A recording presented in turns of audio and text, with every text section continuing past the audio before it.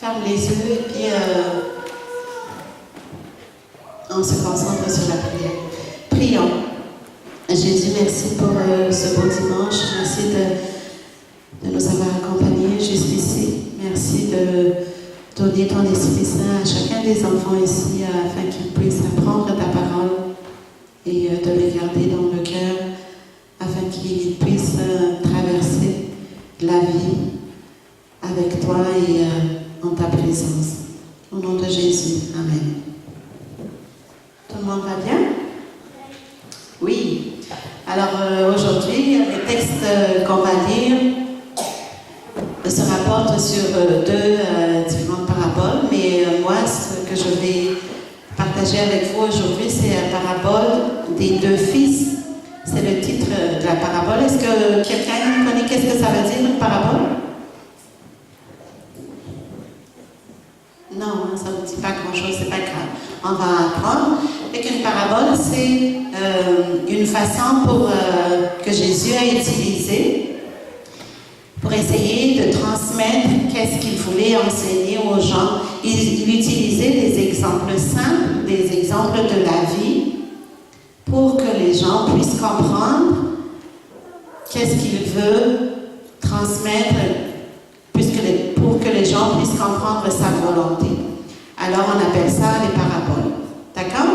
Il y a plusieurs paraboles que Jésus a utilisées dans la Bible, fait qu'aujourd'hui on va apprendre la première parabole là, que vous allez entendre, c'est la parabole des deux fils. Alors, c'est quoi la parabole de deux fils? Donc, il y avait un père, on écoute bien l'histoire parce qu'après je vais vous poser des questions.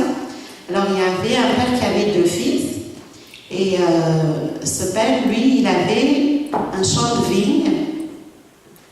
Et un jour, il avait demandé à ses deux fils, au premier, à l'aîné, il a demandé, est-ce que tu peux aller travailler dans le champ de vigne et s'assurer donc que tout se passe bien là-bas, faire pousser les vignes, donner du bon fruit.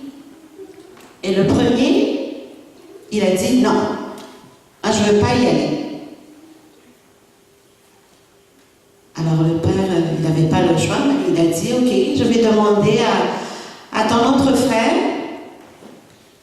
Alors à son autre frère, il a dit, est-ce que tu veux aller travailler dans le champ de vigne,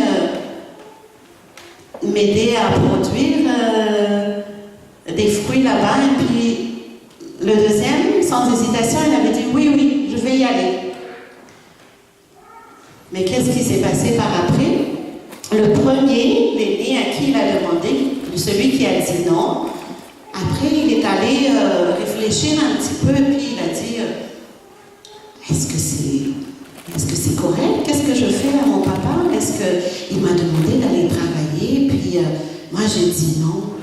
Oh là là, je pense que c'est pas bien. Qu'est-ce que je suis en train de faire?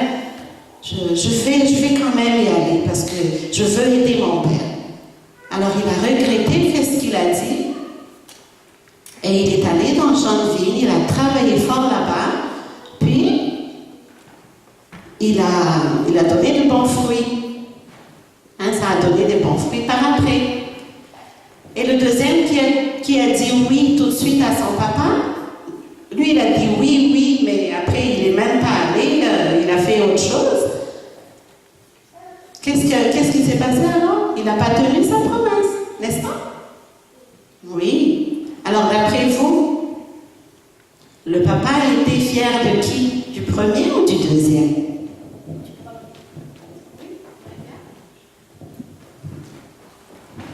Du deuxième.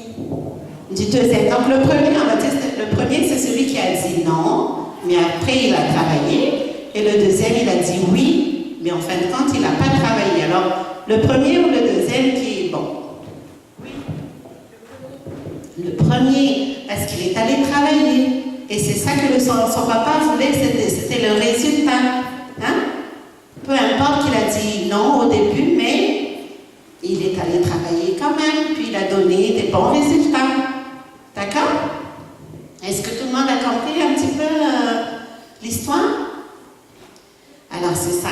Donc, ça, c'est la parabole que Jésus a utilisée pour nous faire comprendre que nous aussi, souvent, dans notre vie, eh ben, Dieu nous appelle, il nous demande de travailler dans son royaume. Le royaume de Dieu, c'est l'exemple du royaume de Dieu. Ici, c'est le champ de vigne. C'est ça que Jésus a utilisé comme exemple. Ça représente le royaume de Dieu. Et souvent, il nous appelle, il nous dit, viens travailler dans mon royaume, viens prendre soin de mes brebis, viens t'occuper de tes amis ou de tes parents, de ta famille qui sont dans le royaume de Dieu. Puis souvent, on dit toujours non. Hein? Nous, le non, là, c'est très facile à dire, hein, n'est-ce pas? Hein, les amis, vous devez être au courant de ça. Hein? Dès que vous...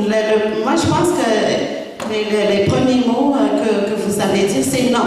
Est-ce que tu veux faire ça? Non, non, non, non. Tout le temps, non. En premier, mais après, je sais aussi que beaucoup d'entre vous, après, ils réfléchissent puis disent « Oh non, mais je pense que ce n'est pas une bonne idée d'avoir dit non, je vais le faire. » Par exemple, si maman demande à la maison « Est-ce que tu veux venir m'aider à faire à manger ou à nettoyer? » Puis après, il dit « Non, je ne veux pas. » Et après, réfléchit puis dit « Oh, ben, en fin de compte, je vais quand même aider parce que ça va donner beaucoup de temps à maman pour faire d'autres choses. » Alors, c'est très bien comme attitude après. Hein? Quand on prend le temps de réfléchir, puis on regrette, puis on se repent, puis après on fait la bonne chose qu'il faut faire. OK? Alors c'est ça, Jésus nous demande donc de travailler dans son royaume, de prendre soin, de prendre des responsabilités, de participer. Et pour que son royaume puisse fructifier dans la foi. Et aussi, donc à ce moment-là, au début on dit toujours non, mais après avec des réflexions, quand on voit aussi la grâce de Dieu dans notre vie, quand on voit aussi la grâce de Dieu à travers de tout ce qui se passe dans l'Église, là on se dit oui, c'est une bonne chose de prendre des responsabilités puis de participer dans le royaume de Dieu. Alors c'est ça, c'est ce qu'il faudrait faire. Mais celui qui a dit oui, mais en fin de compte, qui n'a pas tenu sa promesse, ça, Jésus est triste avec ces genres de personnes-là.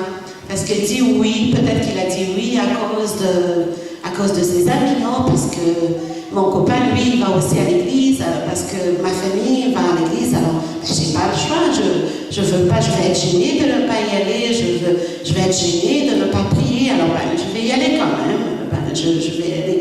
Mais au fond, dans la tête, il n'a pas du tout ça dans la tête, il ne veut même pas aider à l'accroissement du royaume de Dieu.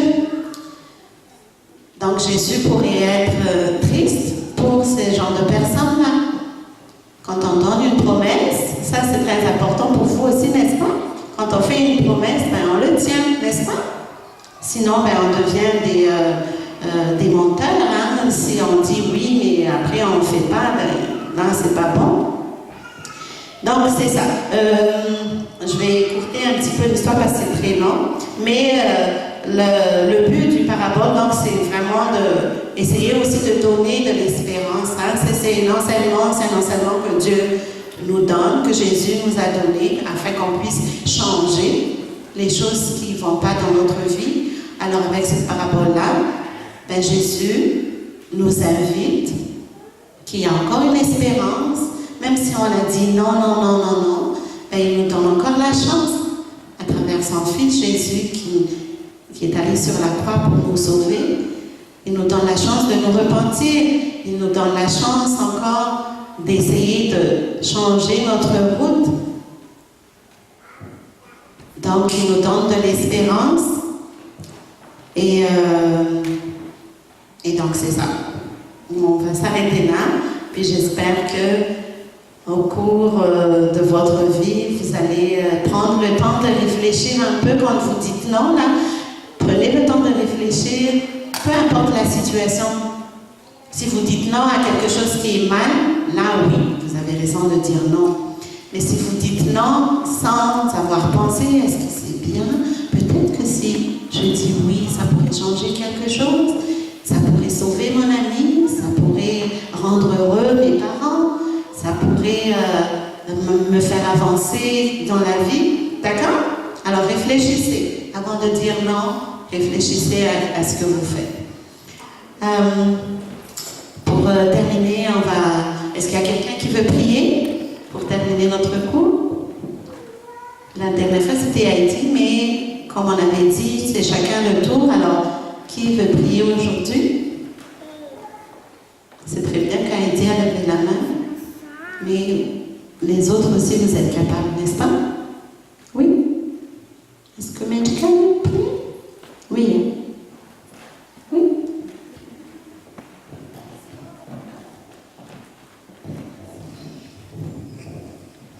Écoutez les paroles.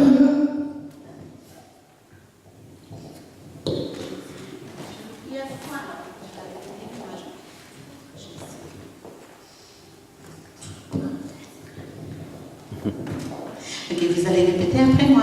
Jésus, merci pour ton enseignement.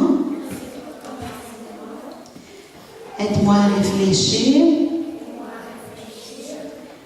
à ta parole, à ta volonté, pour que je puisse être une lumière partout où je suis. Au nom de Jésus. Amen.